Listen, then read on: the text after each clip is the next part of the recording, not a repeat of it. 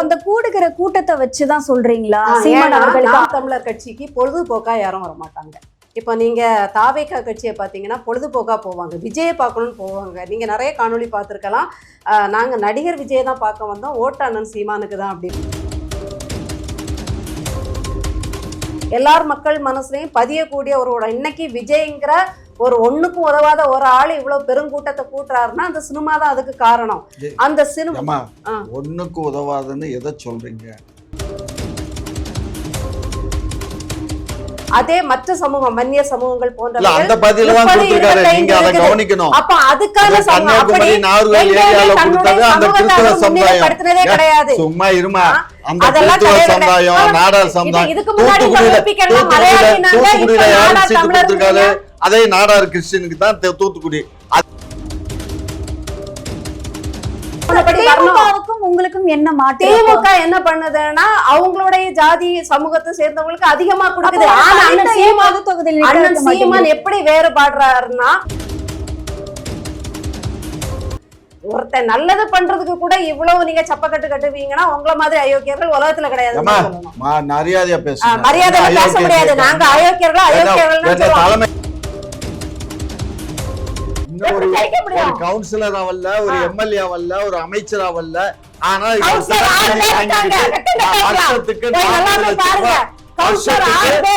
American ஸ்கூலுக்கு எவ்வளவு fees? 40 லட்சம் ரூபாய். நல்ல அரசியல் தலைவரை 80 லட்சம் எங்க இருந்து வந்துச்சு? இது ஊழல், இதுவே ஊழல். உங்க தலைவர் தான், சும்மா அந்த கதை விடாத. மனைவி ஒரு அமைச்சருடைய, அவங்க அமைச்சர், அவரு அமைச்சர்.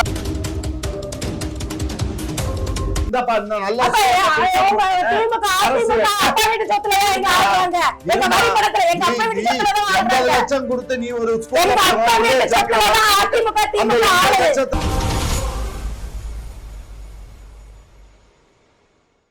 குக்கு செய்தி நேயர்களுக்கு வணக்கம். நான் உங்க தீபிகா. இன்னைக்கு நிகழ்ச்சியின் சிறப்பு விருந்தினர்கள் முனைவர் காமாட்சி நாயுடு அவர்கள் மற்றும் நாம் தமிழர் கட்சி ஆதரவாளர் குளோரி அவர்கள்.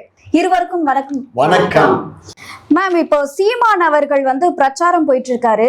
அந்த பகுதிகள்லாம் சொல்றாரு, இளைஞர்களுடைய சப்போர்ட் எங்களுக்கு இருக்கு, நாங்க நிறைய பகுதிகளில் இந்த தடவை ஜெயிப்போம் அப்படின்ற மாதிரி எல்லாம் சொல்றாரு. ஸோ இளைஞர்களுடைய சப்போர்ட் இருக்குன்னு சொல்றீங்க, அது எந்த டேட்டாவை வச்சு இளைஞர்களுடைய சப்போர்ட் இருக்குன்னு சொல்றீங்க? தென் மாவட்டங்கள்ல பாத்தீங்கன்னா நீங்க பார்க்க நேர்ந்திருக்கலாம், ஓரளவுக்கு குறிப்பிடும்படியான கூட்டம், அதாவது எதிர்பாராத அளவுக்கு கூட்டம் வருது அப்படின்னு சொல்லலாம்.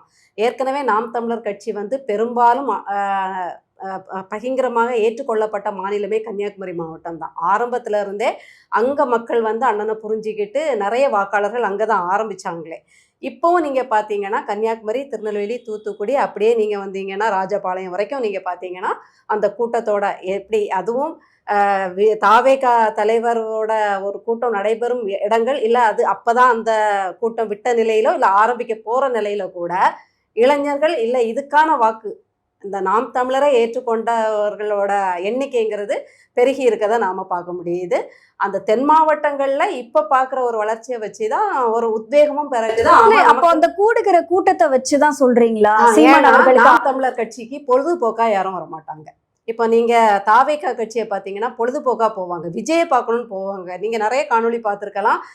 நாங்க நடிகர் விஜயை தான் பார்க்க வந்தோம், ஓட்டு அண்ணன் சீமானுக்கு தான் அப்படிம்பாங்க. அப்போ நடிகர் விஜயை பார்க்கறதுக்கு நைட்டியோட ஓடி வராங்க. இப்போ அதே கன்னியாகுமரி, திருநெல்வேலி ரோட் ஷோல கூட பார்த்தீங்கன்னா நைட்டியோட ஒரு டவலை போட்டுட்டு ஓடி வராங்கன்னா அது நடிகனை பார்க்கும் ஆர்வத்திலையும் ஆசையிலும் ஓடி வரோம். ஏன்னா இப்ப சீமான் அவர்களையே ஒரு நடிகனா தான் பாக்குறாங்க. ஏன்னா சமீபத்துல படமே நடிக்க மாட்டேன்னு சொல்லிட்டு பிரதீப் ரங்கநாதன் நீங்க எடுத்திருக்காரு. எதடா பூத கண்ணாடி வச்சு பார்க்கலாம்னு நீங்க யோசிக்க கூடாது. அவர் அங்க நடிகையோட கட்டி புரண்டு விளையாடி அங்க நடிக்கல, சமுதாயத்துக்கும் சமூகத்துக்கும் ஒரு செய்தியை சொல்றாரு. அதுல அவர் என்ன மேடையில பேசினாரோ அதை தான் அங்க பிரதிபலிச்சிருக்காரு. அப்பட்டமா ஒருத்தர் நடிக்கிற ரோல் என்னன்னு உங்களுக்கு தெரியுது, என்ன குணாதிசயம் அவர் தான் சொல்லியிருந்தாரு இல்லையா? ஒரு நடிகன் ஆளக்கூடாது, அது என்ன இந்த மாதிரி கட்டி பிடிச்சி ஆண்டுகிட்டு ஒரு சமூக அக்கறையற்ற ஒருவன், புரிதலற்ற ஒருவன் நடிச்ச ஒரு தகுதியை மட்டுமே வச்சுட்டு வரக்கூடாதுங்கிறது தான் சொல்றாரே தவிர, அவரு இங்க 15 வருஷம் போராடிட்டு இருக்காரு. அப்ப அவருக்கு ஒரு கேரக்டர் பேசுறாங்க, அந்த கேரக்டர் தான் பேசுறத பிரதிபலிக்கிற ஒரு கேரக்டரா இருக்கு. யார் போக மாட்டா? தான் சொல்றதையே தனக்கு நடிக்கிறது. இல்ல, அப்ப சமூகத்துல அதை பரப்பணும் தானே நினைப்பாரு. சினிமாவை தூக்கி போட்டு அரசியலுக்காக நான் வந்த முழு நேர அரசியல்வாதின்னு பேசிட்டு இருந்த சீமான் அவர்கள் இப்போ அவருமே அரசியலும் பண்ணிக்கிட்டு இருக்காரு. இப்ப அதுதான் நான் சினிமாக்குள்ளேயே சொல்றேன். அவர் குதிச்சிருக்காரு. சினிமாவே நடிச்சிட்டு இருக்கல, தன்னுடைய எண்ணங்களை பிரதிபலிக்கிற ஒரு கேரக்டர் வரும்போது யாரா இருந்தாலும் போய் சொல்லுவாங்க. ஏன்னா அது ஒரு பரப்புரை.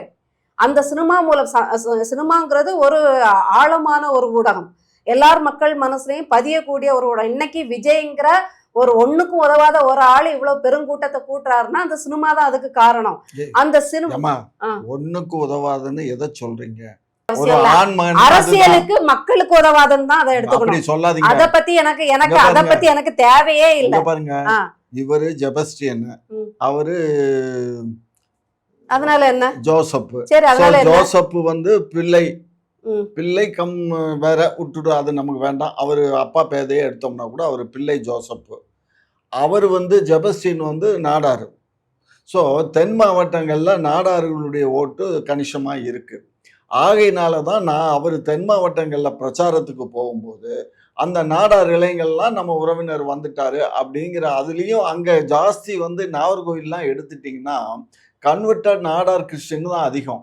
கன்வெர்டட் நாடார் இவரு மாதிரியே தான், இவரு அந்த ஏரியாவில் சேர்ந்தவர் தான் சீமானோ. அது மாதிரி சீமான் எப்படி கன்வெர்டட் தான், அவர் தமிழனார் கன்வெர்ட் ஆகி கிறிஸ்டின் ஆயிட்டாரோ அது மாதிரி தான். இன்னைக்கு காலையில கூட நான் ஒரு விஷயம் படித்தேன். அது ஆப்பு வச்சுட்டாங்க இவருக்குன்னு. யாருக்கு? நம்ம விடுதலை சிறுத்தைகளுடைய தலைவருக்கு. ஆமா, சுப்ரீம் கோர்ட்ல என்ன சொல்லிட்டான்னா, சுப்ரீம் கோர்ட்ல என்ன சொல்லியிருக்கான்னு சொன்னா, எப்போ ஒருத்தன் கிறிஸ்துவத்தை தழுவிட்டானோ அவனுக்கு அந்த எஸ்சி எஸ்டி கேடர் கிடையாது, அது கிறிஸ்துவத்துக்கு போயிடும். கிறிஸ்துவத்துக்கு போச்சுன்னா அதுக்கு ஒரே இது ஓபிசி தான் போகணுமே தவிர மற்ற எந்த விதமானது கிளைம் பண்ண முடியாதுன்னு சொல்லிட்டான். ஆகையினால இவங்களை பொறுத்த மட்டிலும் கிறிஸ்தவர்கள் 2 பேருமே கிறிஸ்தவர்கள். திருநெல்வேலி, தூத்துக்குடி, கன்னியாகுமரி இந்த 3 மாவட்டங்கள்ல கணிசமான கிறிஸ்தவர்கள் வாழ்றாங்க. சர்ச்சுன்னு எடுத்துக்கிட்டீங்கன்னா கூட இந்து கோயில்களை காட்டிலும் கிறிஸ்தவ கோயில்கள் தான் அங்க ரொம்ப ஜாஸ்தி. சரிங்களா? ஆகையினால இந்த கிறிஸ்தவர்கள்ல இப்ப அவங்க 2 பேருக்குள்ள போட்டி நடக்குது. யாரு? ஜோசப்புக்கும் இதெல்லாம் ஏற்றுக்கொள்ளக்கூடியது சொல்லக்கூடாது. ஏன்னா இதை ஏற்றுக்கொள்ள முடியாது. சீமான் அவர்கள் 15 வருஷமா நடத்திட்டு இருக்காரு. அன்னைக்கு அவர் கிறிஸ்டியன் தெரியாதா? அன்னைக்கு நாடார்னு தெரியாதா? அவரை புரிந்து கொண்ட மக்கள் கூடிட்டு போறாங்க. ஜாதியோ மதமோ கிடையவே கிடையாது. ஏன்னா அண்ணன் சீமான் இந்த மதத்தை சார்ந்தவர்கள் அவர் சொல்லிக்கிறீங்க. அவர் ஒரு நாளும் காட்டிக்கிட்டது கிடையாது. தான் இந்த ஜாதியை சார்ந்தவர்கள் அடையாளப்படுத்திக்கிட்டதும் கிடையாது. எல்லாருக்குமான இன்னைக்கு அவர் சீட்டு கொடுத்திருக்காரு, தன்னுடைய சொந்த சமூகத்துக்கு குறைவான சீட்டுகள் தான் கொடுத்திருக்காரு. ஆனா அதே மற்ற சமூகங்களுக்கு அள்ளி அள்ளி கொடுத்திருக்காரு. அதுவும் சும்மா முட்டாள்தனமெல்லாம் அள்ளி கொடுக்கல. சமூக பிரதிநிதித்துவம் தன்னுடைய சொந்த சமூகம் 12% இருக்கிறதா அவர் நம்புறாரு. அப்ப 12 பிரதிநிதிகள். அதே மற்ற சமூகம் மன்னிய சமூகங்கள் போன்ற அப்ப அதுக்கான முன்னிலைப்படுத்தினதே கிடையாது. இதுக்கு முன்னாடி அதே நாடார் கிறிஸ்டினுக்கு தான் தூத்துக்குடி. அதே மாதிரி கன்னியாகுமரியில கன்னியாகுமரி நாடார் கிறிஸ்டின் தான். மதுரை தொகுதியிலேயே நீங்க பாத்தீங்கன்னா நிறைய கூட்டம் நிறைய இடத்துல வந்தது. அங்க என்ன நாடாரும் கிறிஸ்டியனுமா இருக்காங்க. ஆமா, நான் கேக்குறேன், இந்த திமுக ஊபிக்கள்லாம் இவ்வளவு நாளும் மலையாளி நீங்க இன்னைக்கு மட்டும் நாடார் தமிழ்னு சொல்றீங்க. எப்படி உங்களுக்கு ஏத்த மாதிரி எல்லாத்தையும் மாத்தி சொல்லிடுவீங்களா? நாடார் அங்கேயும் நாடார் இருக்காங்கல்ல, நாடார் இருப்பாங்க. ஆனா மலையாளியா இருக்க மாட்டாங்க. தமிழ் நாடார் வசிப்பாங்க. ஆஸ்திரேலியாலயும் தமிழ் நாடார் இருப்பாங்க. அப்படி இல்ல, எங்க பிறந்தாலும் அவர்களோட சமூகங்களோட மலையாளினா என்னங்க? மலை தேசத்துல வாழக்கூடியவங்க மலையாளி. கேரளா நாட்டுக்குன்னு குறிப்பிட்ட சமூகம் இருக்குது. ஆனா தமிழர்கள் அங்க போய் வாழ்வாங்க. அது நாடாரும் வாழ்வாங்க, வனாரும் வாழ்வாங்க, எஸ்சி எஸ்டியும் போய் வாழ்வாங்க. அதுக்காக அவங்க கேரள மாநில அந்த ரத்தம் எல்லாம் ஆயிராது, அங்க போய் வசிக்கிறாங்க. அவர்கள் நம்ம நாட்டுல வாழ்றாங்க. இவர் வந்திருக்காருல எங்க இருந்தோ அது மாதிரிதான். பரவலா எங்கனாலும் எல்லா சமூகமும் வாழும். இப்போ இன்னொரு கேள்வி என்ன எழும்புதுன்னா, இப்போ நீங்க எப்பவுமே பொதுவாக திமுகவையும் அதிமுகவும் சொல்வீங்க, ஒரு தர்மபுரினாலே வந்து வன்னியர்களை தான் நிப்பாட்டும் இந்த ரெண்டு கட்சிகளும். இந்த அதாவது நாடார் எங்க அதிகமா இருக்கோ இந்த மாதிரி வந்து அந்த சமூகத்துக்கான பிரதிநிதித்துவம் தானே வரணும். சீமான் அவர்களும் வந்து இப்போ ஒரு இது நியாயமான பாதையா இல்லையா? இது நியாயமான பாதையா இல்லையா? அந்தந்த எந்த மக்கள் தொகை அதிகமா இருக்கோ அவங்களுக்கான பிரதிநிதித்துவம் தானே. அப்பதானே அவர் போட்டு அட்டவணைப்படி திமுகவுக்கும் உங்களுக்கும் என்ன மாற்று? திமுக என்ன பண்ணுதுன்னா அவங்களுடைய ஜாதி சமூகத்தை சேர்ந்தவங்களுக்கு அதிகமா கொடுக்குது. ஆனா அண்ணன் சீமான் எப்படி வேறுபாடுறாருன்னா அந்தந்த பிரதிநிதித்துவம் உங்களை அந்த அது என்ன சமூகம் தெரிஞ்சாதானமா அவங்களுக்கான பிரதிநிதித்துவத்தை கொடுக்க முடியும். இப்போ நான் வந்து மதிப்பெண்கள் பார்க்கவே மாட்டேன் நம்ம சொல்லுவோம். ஆனா ஆசிரியர் பணிக்கு நாம எப்படி எடுப்போம்? கோட்டாப்படி தானே எடுப்போம். நல்ல கட் ஆஃப்ல வந்தாங்கன்னா, இல்ல டாக்டருக்கு எப்படி எடுக்கிறோம்? கட் ஆஃப் தானே எடுக்கிறோம். அதாவது நீங்க என்ன சொல்றீங்கன்னா, எங்களை பொறுத்தவரை மக்களுக்கு நல்லது செய்யற தம்பிகள் தான் எங்க கிட்ட இருக்காங்க, யாரு எங்க நின்னாலும் மக்களுக்கு வந்து சேவை மட்டும் தான் செய்வாங்கன்னு நீங்க சொல்றீங்க. அப்ப எந்த தொகுதியில நின்னாலும் அவங்க சேவை செய்யணும் இல்லையா? இஸ்லாமியர்கள் எல்லா தொகுதியிலையும் செய்வாங்கம்மா. ஆனா பிரதிநிதித்துவம் ஒரு அட்டவணை போட்டிருக்காரு இல்லையா, அதுபடி நிப்பாட்டணுமே. அப்ப அது குழம்பும் இல்லையா? இத்தனை விகிதத்துல இந்த இருக்காங்கன்னா அந்த பிரதிநிதித்துவத்துக்கு கொடுக்க வேண்டியது இருக்கு. அவங்க அப்படி கிடையாது. நீங்க வந்து எல்லாத்தையும் முடிச்சு போடக்கூடாது. அவங்க வந்து சமூக வெறியிலையும் ஜாதி வெறியிலையும் அவங்க வந்து அந்த பெரும்பான்மையான வாக்குகளை பெறணுங்கிற நோக்கம்னு ஒண்ணு இருக்கு. நீங்க எதை பண்ணாலும் நோக்கத்தை பார்க்கணும். நீங்க நிக்க வச்சுட்டு நாங்க வந்து எல்லாருக்கும் திருப்பி அப்படி சொல்லக்கூடாது. ஒவ்வொருத்தரோட ஒரு செயலை செய்யும் போது ஒருத்தரோட நோக்கம் என்னன்னு பார்க்கணும். அவர்களுடைய நோக்கம் வாக்கு அரசியல். அண்ணனோட நோக்கம் அது இல்ல. நான் இத்தனை விகிதாச்சாரத்துல மக்கள் இருக்காங்க, இத்தனை சமூகம் இருக்கு, இதுக்கான பிரதிநிதித்துவத்துக்கு ஒரு பட்டியல் போடுறாங்க. திமுகவும் அதிமுகவும் சொல்றாங்க. இல்ல அப்படி பண்ணல. என்ன பண்ணல நீங்க கண்டீங்களா? அவங்க அண்ணன் கொடுத்த விகிதாச்சாரத்துல எல்லாம் அவங்க நிப்பாட்டி இருக்கணும். அப்படி இல்லையே. அவங்க நீக்கு போக்கு பார்த்து தானே இது பண்றாங்க. இப்போ அண்ணன் சீமான் அவர்கள் எத்தனை விகிதம் எத்தனை சதவிகிதம் இருக்காங்களோ அதுக்கேத்த மாதிரிதான் கொஞ்சம் கூட பெசகாம போட்டிருக்காரு. அப்படி போட்டிருக்காங்களா? இல்ல அவங்க நீக்கு போக்கு பார்த்து தானே அவங்க போட்டிருக்காங்க. அவங்களுக்கு வேண்டிய ஆட்கள் அதிகமா போட்டிருக்காங்கல்ல. ஆனா எங்களுக்கு 234 தொகுதியில நிற்கக்கூடிய வேட்பாளர்கள் எல்லாம் வேண்டியவங்க தான். அதுல ஒண்ணும் அதுலயும் கிடையாது. நல்ல பழம் தின்னு கொட்டை போட்டவங்க, அதிக வசூல் பண்றவங்க, அந்த பரம்பரைக்கு தான் கொடுப்பாங்க.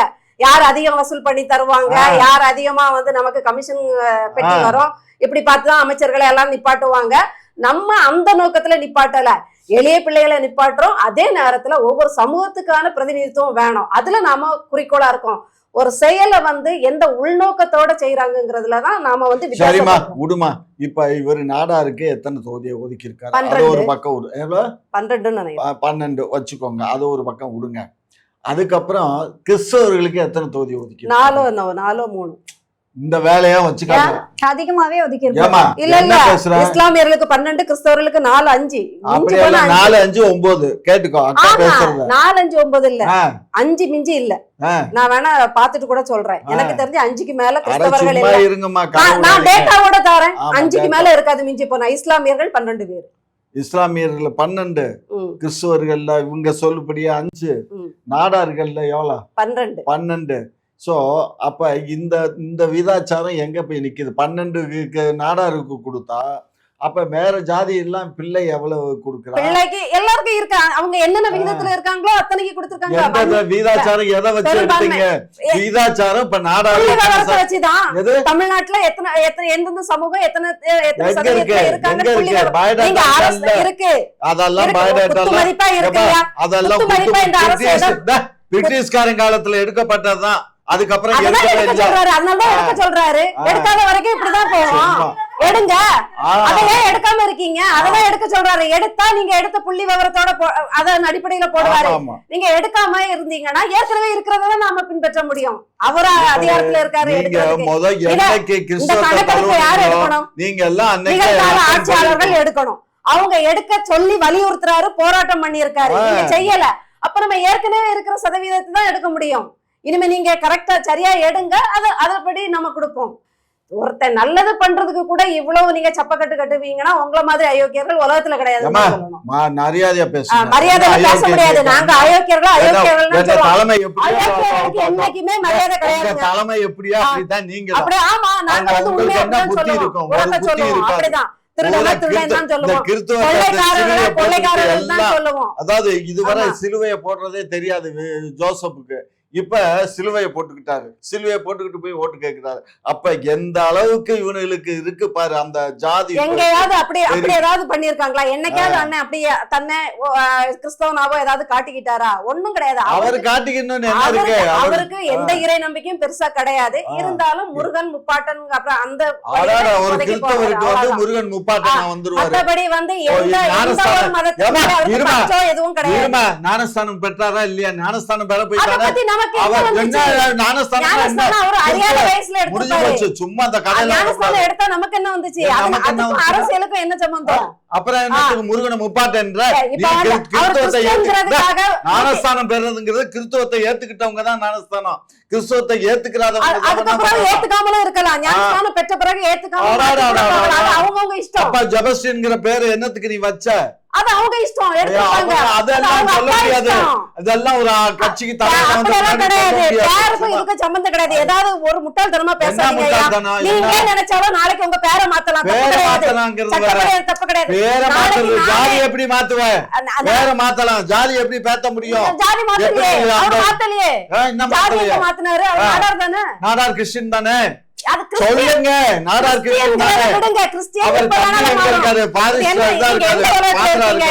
நாளைக்கே நீங்க வந்து முஸ்லிமா கூட மாறலாம். நாளைக்கே நானும் முஸ்லிமா மாறலாம். அப்புறம் நான் கூட மாத்திக்கலாம்.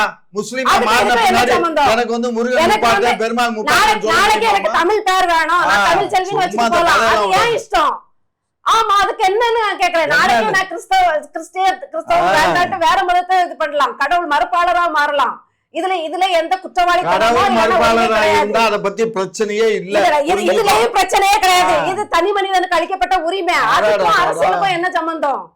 அவர் எங்கேயுமே அவர் கிறிஸ்தவ மேல அப்படி பெருசா வந்து முன்னிறுத்துறாருன்னா குறைஞ்ச 100 பேருக்கு 100 கிறிஸ்தவங்களுக்கு கொடுத்திருக்க மாட்டாங்களா? அவருக்கு 5 6 மிஞ்சி போனா 5 6க்கு மேல இருக்காது. நான் வேணா லிஸ்ட் எடுத்துக்கிறேன். இந்த கதையெல்லாம் பேச எங்களுக்கு பணம் இல்லல்ல, அள்ளி வீசுறதுக்கு பணம் இல்லல்ல. ஊர் ஊரா 8000 கூப்பனை பறிச்சுக்கிட்டு இருக்காங்க. ஊர் ஊரா 2000 3000 குடுக்கறத பறிச்சுக்கிட்டு இருக்காங்க. திருட்டு திராவிடம் திருட்டுத்தனமா பணம் கொடுத்தான்னு பயங்கரமா போலீஸ் துணையோட காவல்துறையோட ஏவல்துறையோட போய் பணம் கட்டோட பண்ணிட்டு இருக்காங்க. கவுன்சிலர் ஆவல்ல, ஒரு எம்எல்ஏ ஆவல்ல, ஒரு அமைச்சர் ஆவல்ல. ஆனா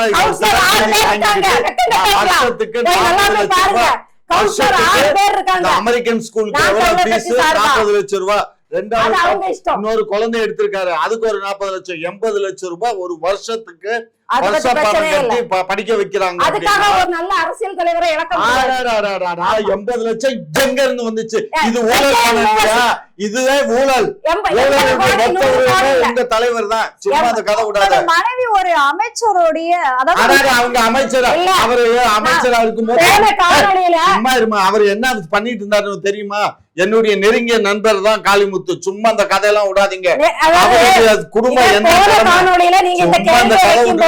இதே ஐயா என்ன சொன்னாரு? அவருடைய மனைவி பணக்காரங்க, அவங்க கிட்ட வேற வருமானங்கள் வருது, அவங்களுக்கு சொத்து அந்த வருமானம் வருதுன்னு அவங்க மகனுக்கு செலவழிக்கிறாங்க. அப்புறம் என்ன இதுல எப்படி ஊழல் வரும்? ஏமா எவ்வளவு 40 லட்சம் ரூபாய் 80 லட்சம் ரூபாய் வருஷத்துக்கு வருமானம் வருது அந்த சொத்துல இருந்து. வருதா இருக்கு. மத்த செலவுகள் என்ன பண்ணுவீங்க? ஆமா, இந்த கதையெல்லாம் விடாதீங்க. உங்களுக்கு ஒருத்தர் தூக்கி மேல வைப்பீங்க, காலில் போட்டு. ஜோசப் விஜய் எந்த வழியில கெட்டு போயிட்டான்? அவனை நடிகர் ஏன் சொல்றீங்க? அப்படிதான் சொல்லுவோம். அவனுக்கு அக்கறை இல்ல, அரசியல் அக்கறை இல்ல. நீங்க போய் பாத்தீங்களா அக்கறை இருக்கா இல்லையான்னு? தெரியும், செயல்பாடுலே தெரியும். பாருங்க, அப்படி எல்லாம் சொல்லாதீங்க. ஜோசப் வந்து உங்களை காட்ட அதிகமான வாக்கு வாங்கிட்டா நீங்க தேர்தல்ல நிக்காம ஓடிடுவீங்களா? நிப்போம். எப்படினாலும் அதிகமான வாக்கு வாங்கி காட்டுறாங்க இல்லையா? பாருங்க, 80 லட்சம் கோடி அடிக்கிற இந்த திருட்டு திராவிடம் வேண்டாம். 80 லட்சம் பிள்ளைகள் படிப்புக்காக செலவழிக்கிற அண்ணன் போதும். 80 லட்சம் தன்னுடைய சுயநலத்துக்காகவோ எதுக்காகவோ தான் பிள்ளைகளுக்கு கல்விக்கு மட்டுமே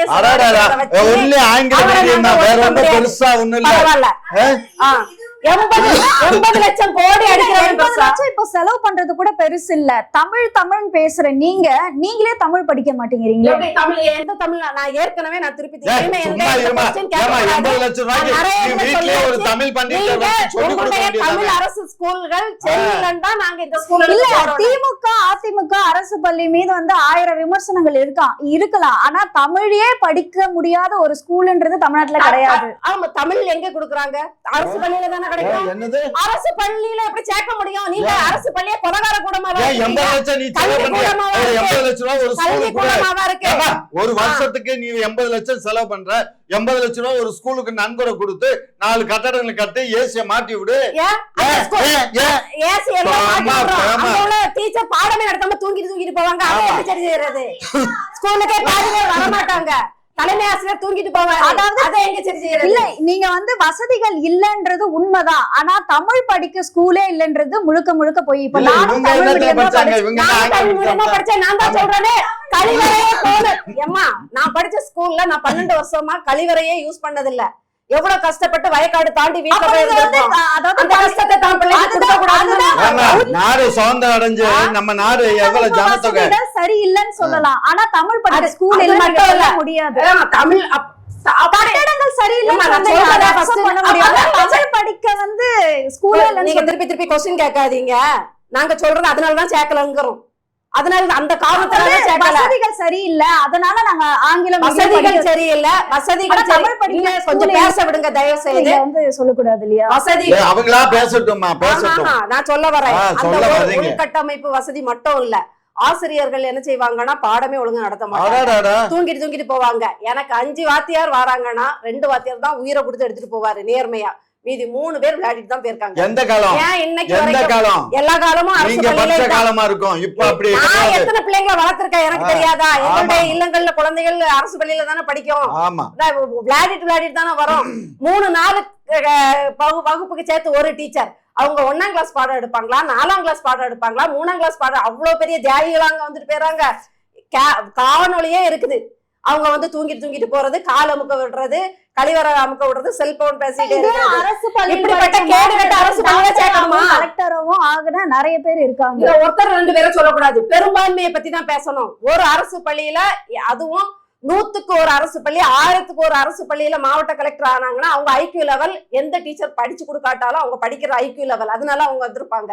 அதுக்காக அப்படியே முழுமலங்கி மட்ட மாதிரி போதிலே தெரியுது. தனியார் பள்ளி காட்டிலும் அரசு பள்ளியில மாணவர் சேர்க்கை இப்பவும் அதிகமா தான் இருக்கு. இல்ல இவ்வளவு பெரிய பொய்ய சொல்றீங்க. இப்பவும் அதிகமா இவ்வளவு பெரிய பொய் சொல்றீங்க. தனியார்ல கூட்டம் கூடுது, அரசு பள்ளியில கூட்டம் இல்லன்னு அடிப்படையில அரசு பள்ளியில அதிக மாணவர்கள் இருக்காங்க. பெர்சன்டேஜ் குறைஞ்சிருக்கு. நீங்க சொல்றது உண்மைதான். அந்த பள்ளிகள் மூடி இருக்காங்க. தனியார் பள்ளிகளை காட்டிலும் அதிகமா தான் இருக்கு அரசு பள்ளியில. எத்தனை பள்ளிகள்ல பூட்டி இருக்காங்க? எத்தனை அரசு பள்ளிகள் பூட்டி இருக்கு? நீங்க ஏன் இவ்வளவு பொய்யா சொல்றீங்க? நீங்க அரசு பள்ளிகள் போய் பார்த்தது இல்லையா? இன்னைக்கும் தனியார்ல தான் மொக்குது. அரசு பள்ளிகள் கட்டடங்கள் சரியில்லை, கழிப்பறை வசதிகள் இது எதுவும் இல்ல. சரியில்லை. கழிப்பறை வசதி எல்லாம் அது அந்த காலமா. இப்ப எல்லா பள்ளிகள்லயும் கழிப்பறை வசதி இருக்கு, தண்ணி இருக்கு, எல்லாம் போய் பாரு, எல்லாமே இருக்கு. தண்ணி தொட்டி வச்சிருக்காங்க. தண்ணி தொட்டியில தண்ணியே வர மாட்டேங்குது. தண்ணி தொட்டியில தண்ணி வர 800 கோடிக்கு தண்ணி தொட்டி வச்சு என்ன பண்ணுறதுன்னா 8 கிளாஸ் தண்ணி கூட வரல. சும்மா அரசு பள்ளியில பத்தி நீங்க அசிங்கமா பேசுறீங்க. அப்படிதான் பேசுறேன். நான் படிச்சிருக்கேன், எனக்கு அந்த வலி இருக்கு. ஏன் உங்க அப்பா வீட்டு சொத்தை கொண்டு போய் கொடுத்து இந்தப்பா இந்த நல்ல அப்பா வீட்டு சொத்துல எங்க ஆடுறாங்க? எங்க மணிப்படத்துல எங்க அப்பா வீட்டு சொத்துல தான் 80 லட்சம் கொடுத்து நீ ஒரு ஸ்கூல்ல எங்க அப்பா வீட்டு சொத்துல தான் அதிமுக திமுக 80 லட்சத்துல பாதி கூட வந்து ஸ்கூல்ல நான் எதுக்கு கொடுக்கணும்? 1200 ரூபாய் ஃபீஸ்மா. நீங்க தூக்கிட்டு போவீங்க, அதுக்கு நாங்க வந்து காசு கொடுக்கணுமா? எந்த டீச்சர் பாடம் நடத்துறாங்க? ஒரு டீச்சர் ஒரு வாத்தியாருக்கு வீட்டு சொத்துல தான் அதிமுக திமுக ஆட்சியை நடத்துறாங்க. எங்க வரியில தான் நடத்துறாங்க. உங்க வரி நீ கலெக்டர் வரி. ஆமா, ஸ்டாலினும் எடப்பாடியும். ஆமா, வரி கட்டணும். வரி கட்டிருக்க. எதுக்கு நீங்க வரி கட்டீங்க? எல்லாத்துக்கும் தண்ணி ஏமாத்துறீங்க. எல்லாத்துக்கும் எப்படி ஏமாத்த முடியும்? ஏமாத்துறீங்க. நீங்க திங்க வீட்டுல இருக்காதீங்க, வீட்டு வரி கட்டாதீங்க, குழாயில தண்ணி நாங்க ரோட்ல போனோம், அவங்க எல்லாம் எங்க கோட்டையில மின்சாரம் உட்கார்ந்திருப்பாங்க. எரிக்காதீங்க, மின்சார வரி கட்டாதீங்க, உங்களை போங்க ஃபாரஸ்ட்ல போய் குடியிருங்க, உங்களை யாரு விட்டா? என்னவோ ஸ்டாலினும் எடப்பாடியும் ஜெயலலிதாவும் வீட்டுல இருந்து கொண்டு வந்தது தூக்கி போட்ட மாதிரி வீட்டுல இருந்து வாழ்றதே எங்க பிச்சையில. உங்க பிச்சை, நீங்க உங்க பிச்சை போட்டீங்க. பிச்சை மக்கள் போட்ட பிச்சையில சும்மா பேசக்கூடாது. வசதியானவன் தொழில் பண்ணி அவன் சம்பாதிச்சு அவன் தான் வசதியானவங்க தொழில் பண்ணல. எல்லாரையும் மிரட்டி நிலங்களை வாங்குறது, கம்பெனிகளை வாங்குறது, பங்கு வாங்கி தான் நடத்துறது. உதயநிதிக்கு எங்க இருந்து சம்பளம் வந்து ரெட்டைன் மூவிஸ் ஆரம்பிக்கிறது? 1 லட்சம் சம்பளத்துல 1 லட்சம் சம்பளத்துல எனக்கு 1 லட்சம் சம்பளம் தர சொல்லுங்க, நான் மூவிஸ் ஆரம்பிக்க முடியுதா, ஒரு நிறுவனம் ஆரம்பிக்க முடியுதான்னு பாத்துருவோம். இல்ல கருணாநிதிக்கு 7-8 கிளை குடும்பம் வேற, எப்படி சம்பாத்தியத்துல பிரிச்சு கொடுத்த பிறகு இவ்வளவு சேர்க்க முடியும்? சும்மா உன் தலைவன் சுத்தி உனக்கு வர வேண்டாம், நீ நல்ல அவங்க கெட்டது சொன்னாக்க லிவிங் பத்தி எல்லாம் நாங்க பேச வேண்டியது சும்மா கொண்டாடி வச்சிருச்சு. குக்கு செய்தி நேயர்களுக்கு மிக்க நன்றி. கிட்டத்தட்ட 71,000 சப்ஸ்கிரைபர் தாண்டி போயிட்டு இருக்கும். இதே போல தொடர்ந்து உங்களுடைய ஆதரவை அளிக்கவும். அது மட்டும் இல்லாம லைக் பண்ணுங்க, ஷேர் பண்ணுங்க, சப்ஸ்கிரைப் பண்ணுங்க, மறக்காம பெல் ஐக்கானையும் கிளிக் பண்ணிருங்க.